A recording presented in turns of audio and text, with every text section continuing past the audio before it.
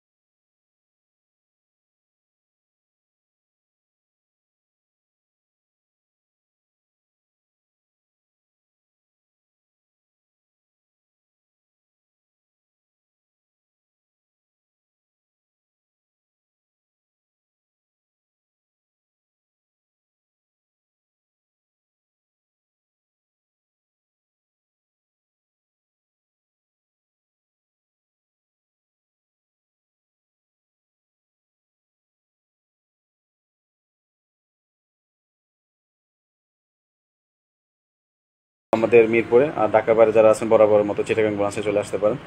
তো ধন্যবাদ সবাইকে, সবাই ভালো থাকবেন, সুস্থ থাকবেন। আবার নতুন কোনো আপডেট নিয়ে হাজির হব। মোহাম্মদ মেহেদী হাসান। আসসালামু আলাইকুম।